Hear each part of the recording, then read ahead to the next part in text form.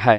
तो last video में हमने क्रिएट किया था एक वर्चुअल मशीन और हमने कुछ ऑप्शंस देखे थे, कौन से ऑप्शंस हमें सिलेक्ट करना है एक वर्चुअल मशीन को क्रिएट करने के लिए।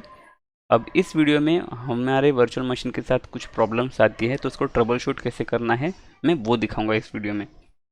मैं यहाँ पे इसको डिस्कनेक्ट कर देता हूँ। अभी कई बार क्या होता है कि हम जब कनेक्ट करने के लिए ट्राई करते हैं ना, तो कनेक्ट नहीं होता है, हमें अलग अलग तरह के एरर्स दिखाने स्टार्ट हो जाते हैं। जैसे कि वर्चुअल मशीन अवेलेबल नहीं है, या फिर बताएगा कि log on attempt has failed, इस तरह के एरर आ जाएंगे। तो उस केस में क्या करना है, हमें यहाँ पे रिस्टार्ट कर देना है, वर्चुअल मशीन को इस तरह से रिस्टार्ट कर देना है। तो ये पहला ट्रबल शूटिंग मेथड हो गया। दूसरा, हमें ये चेक करना है नेटवर्किंग में जाके कि ये जो RDP है ये अलाउड है कि नहीं, ये एक्शन में अलाउ है कि नहीं, हमें ये चेक करना है। ये दूसरा हो गया। उसके बाद फिर से ट्राई करना है, इस बार हमारा कनेक्ट हो जाएगा। इन केस अगर अब भी ना कनेक्ट हो और एक कॉमन एरर मैसेज आएगी, the log on attempt, okay ये वाला आएगा, the log on attempt has failed करके। तो इस केस में आपको पता नहीं चलेगा कि ये क्या प्रॉब्लम है, कैसे हो रहा है ये। एंड मुझे तो इस पर हेल्प भी नहीं मिली थी स्टार्टिंग में। तो इसका मुझे पता चलेगा कि जो इशू है वो पासवर्ड का था। तो मैंने क्या पासवर्ड रखा था, मैंने पासवर्ड रखा था rajesh@1234 तो इसमें वो सभी चीज़ें कैपिटल है, स्मॉल है, @ है और नंबर्स भी है। बट इस पासवर्ड से मैं कनेक्ट नहीं कर पा रहा था और वो कोई स्पेशल वार्निंग भी नहीं दे रहा था। तो तब कुछ ट्रायल एंड एरर के बाद मैंने फिगर आउट किया कि वो पासवर्ड का इशू है। तो मैंने उस पासवर्ड को थोड़ा इस तरह से स्ट्रॉन्ग बना दिया।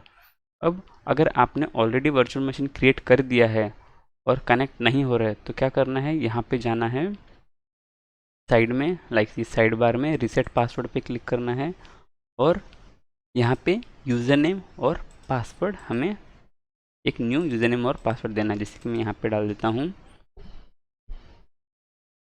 rajesh2 और पासवर्ड सेट करना है एक कॉम्प्लेक्स वाला। तो मैं ये 12345 ऊपर वाला पासवर्ड में सेट कर रहा हूँ।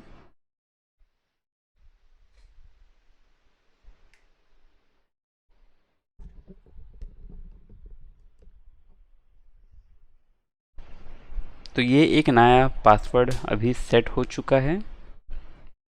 अब मैं उस पासवर्ड से लॉगिन करने के लिए ट्राई करूँगा। तो ये यूज़र नेम है और ये पासवर्ड जो मैंने अभी सेट किया।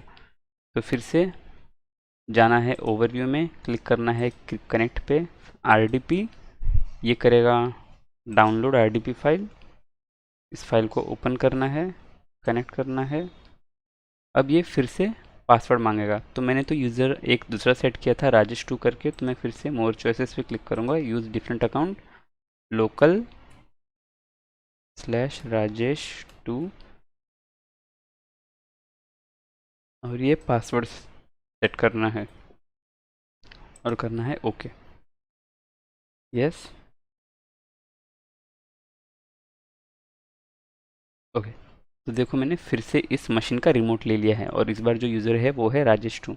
अगर मैं चाहता तो मैं राजेश का भी पासवर्ड रीसेट कर सकता था, बट बस दिखाने के लिए कि हम एक दूसरा यूज़र भी यहीं से क्रिएट कर सकते हैं, उसके लिए मैंने ये दिखाया। तो अगर आपको चाहिए तो आप अपने फ्रेंड का भी इसमें यूज़र नेम और पासवर्ड डाल दो, तो एक नया यूज़र अकाउंट क्रिएट हो जाएगा। तो आपका फ्रेंड भी इसी टाइम एक टाइम पे इस सिस्टम में लॉगिन कर सकता है। अगर आपको ये चीज़ देखना है तो मैं फिर से दिखा देता हूँ। अगर मैं चाहूँ तो अभी एक मल्टी लॉगिन चीज़ भी दिखा सकता हूँ। यहाँ पे टास्क मैनेजर में जाते हैं हम और यहाँ पे यूज़र में देखो तो rajesh2 ने लॉगिन किया है।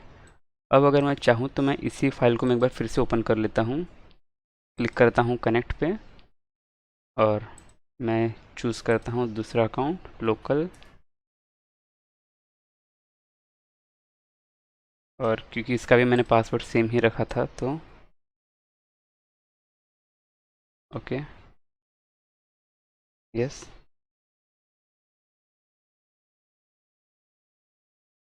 ओके। अब देखो मैंने एक ही मशीन के दो जगह पे अलग अलग रिमोट लिया है। यहाँ पे देखो, ये मैंने राजेश के नाम से लिया है, एक मैंने rajesh2 के नाम से लिया है।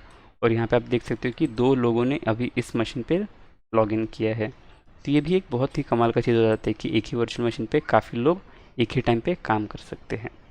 तो इस वीडियो में बस इतना ही, बाकी चीज़ें मैं अभी नेक्स्ट वीडियो में एक्सप्लेन करूँगा। अगर कोई डाउट्स है, कोई सवाल है तो आप कमेंट्स में डाल सकते हैं। ओके, सो बाय।